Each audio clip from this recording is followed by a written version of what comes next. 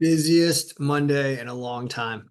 It's April. That's not an April Fool's joke. It's really busy. But decided to do an update on sports algorithms in general. We're going to talk about in this video college basketball, a brief recap of how good the NBA basketball algorithm is doing, and some hockey, and discuss that I'm no longer doing soccer because just don't have time for it. It's not working very well. So soccer's done and baseball. So for those that are interested in baseball, it's still $100. I just finished a 20-some minute private video going over all of the baseball analysis. It picked off a bunch of underdogs for the day, and I'm not sharing it with anyone who didn't pay me for the algorithm. So odds makers don't get this information. If you want to be inside the private group that I have with daily emails receiving the MLB algorithm, it's only $100. It's well worth it. You're going to make more than that using it to bet on the games. I won again yesterday, mostly because of NBA, which we'll talk about right now, but also baseball. It also hit some underdogs yesterday, although overall the baseball algorithm was not profitable in all the games yesterday, but was okay. The reason we won money was because of NBA. NBA has been out of control. We're getting toward the end of the season, and I can't believe I haven't sold any of these since I started talking about NBA the last few days, because this has been the most reliable of anything. 9 in one day, picks off the underdog in Oklahoma City that wins basically at the buzzer, or a second left, they win this game. But you also win down here. All the injury numbers made sense. It's only the Timberwolves that managed to lose to the Bulls. Everything else wins. NBA just doing amazing things. It's only $25. I haven't updated it for today because nobody's paid me yet. So I'm just going to wait till the games are starting tonight to do it for myself. If you want to push me to do it earlier, then purchase a copy and go to kenbraverman.com, because we don't know what today's predictions say because I haven't done it yet. But just know that it wins, and it wins a lot. I mean, look what it has been doing. 3-0 the previous day, including, yeah, actually none of these were underdogs. All win, all cover. I mean, unbelievable. Day before that, 9-3, 3 underdogs winning. And the last time I updated that was a month before, and I didn't even record the scores. So way to go, NBA. One of the reasons why the lines are better in dudes because I haven't been doing videos. So you won't hear me talking about it that much, but I just figured I'd mention it because it's winning. It's winning, it's winning, it's winning. Let's go into college basketball. So excellent weekend of college basketball. Caught a little bit of the Purdue game and listened to some of the other games. Connecticut is rolling.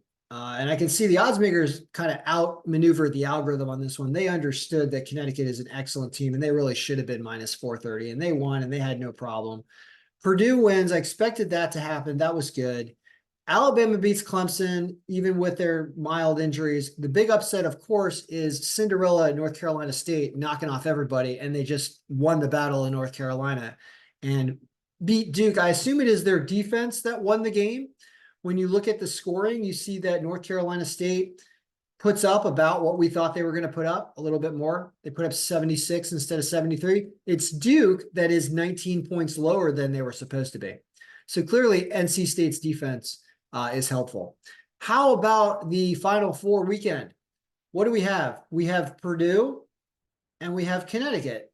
Both these teams at terrible lines. Boy, people are really on Connecticut. Yeah, people are UConn. Yeah. They don't think Alabama, who's made their first Final Four, I believe, ever, is going to do anything.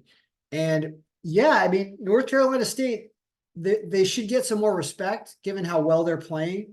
And they might cover this 9 points given how well they're playing. But as you can see, people are expecting a Purdue and UConn final, and so is the algorithm. So we'll see how that goes. How's the March Madness bracket tournament going? I updated the results as we approach Final Four here and refreshed, and so a name I have not seen before popped up on top. Chaz Vaughn has taken the lead, slightly over Jenna Hunt, and Wes Lewis, who's been up here most of the time, is in third.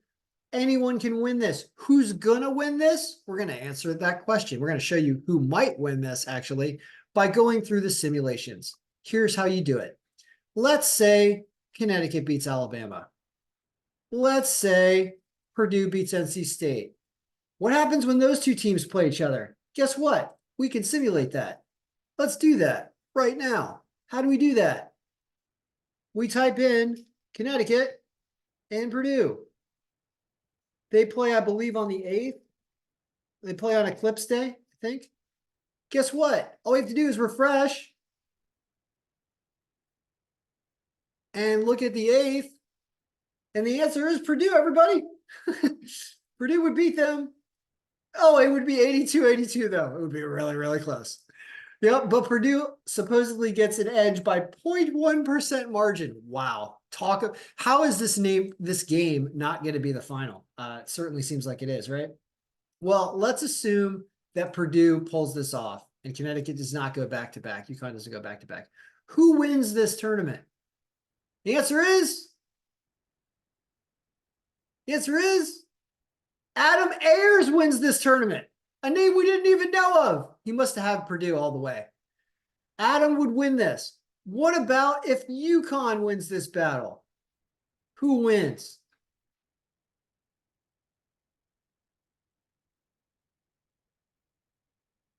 Wes would pull this off. Okay, so these are the most likely combinations. So it's either going to be Wes or who was the other guy? Adam? Is it Adam? Undo?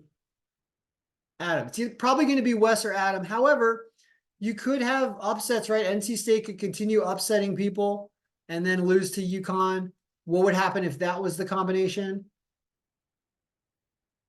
Wes would still win because he's probably got UConn. What if UConn loses to Alabama and NC State somehow, or Alabama goes the whole way? Does anybody win there? Who wins there? Chaz wins. That's why Chaz is an Alabama fan, it looks like. Well, what happens if NC State runs? Nobody's going to have NC State. There's no way anybody has NC State in here. Chaz still wins. What if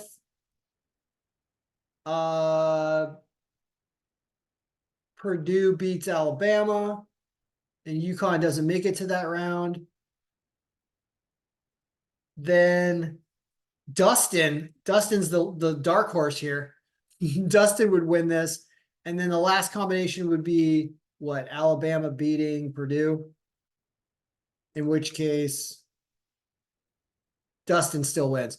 I think I might have missed the combination there, but you get the picture. You can run all those simulations and figure out who will win this tournament. Because as of right now, you can see it's a kind of a different look. Before those games are chosen, Chaz is in the lead. But it certainly looks like this winner of this tournament is either going to be Wes or Adam, as you can see, because of who they have in the final rounds. So that's the update. I would love to pay you your $250 for winning this in my Sprap crypto coin. I would love to do that. We'll see if we can work that out. All right, but that's your college basketball March Madness update. We talked about NBA that's been winning like crazy. Go buy a copy of that to get me to do that. But let's talk about NHL and finish off with NHL. There was only one game yesterday, and the algorithm got it right. Vancouver beating Anaheim. So good for that. Yeah, final score was 3-2. We predicted 5-2, but it ended up being 3-2. How about today? Quick run through the games. Colorado over Columbus, but the line is terrible. Rangers over Pittsburgh. Line is not as bad. Rangers over Pittsburgh. A draw, basically a regulation draw between the Islanders and Philadelphia at 3-3. Detroit, big game for the Caps here, trying to get Tampa Bay to beat Detroit. Tampa Bay, notice the game's actually really close. It's actually very close. Could potentially even go into overtime again, but Tampa Bay should edge that one out. Florida over Toronto with Bobrovsky playing really good. This is a good game to watch. Florida-Toronto game. Edmonton over St. Louis. Reasonable line for Edmonton. LA against Winnipeg. Has Winnipeg with Laurent Brossoit going. Hellebuck's a really good goalie for Winnipeg. Brossoit also has a good rating. That's just showing how strong the Winnipeg Jets are. And Seattle and San Jose favoring Seattle in like a 3 or 4-2 type game.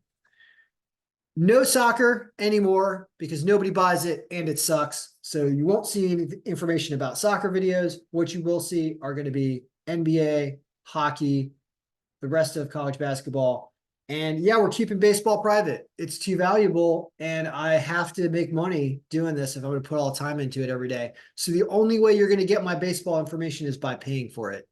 And after April 15th, I'm not even offering daily emails. So you want to get in on that now if you want to learn how to update it yourself so that you can run with the baseball algorithm. All right. Good luck, everyone. May all your picks be winning. I hope you enjoyed your Easter of sports, and it never ends. Just keeps going and going and going. The next thing to start will be WNBA in like May or June, I think. WNBA is a really good one because you hear me raving about NBA. WNBA is just as good, if not even better, in my opinion. So good luck. May all your picks be winning.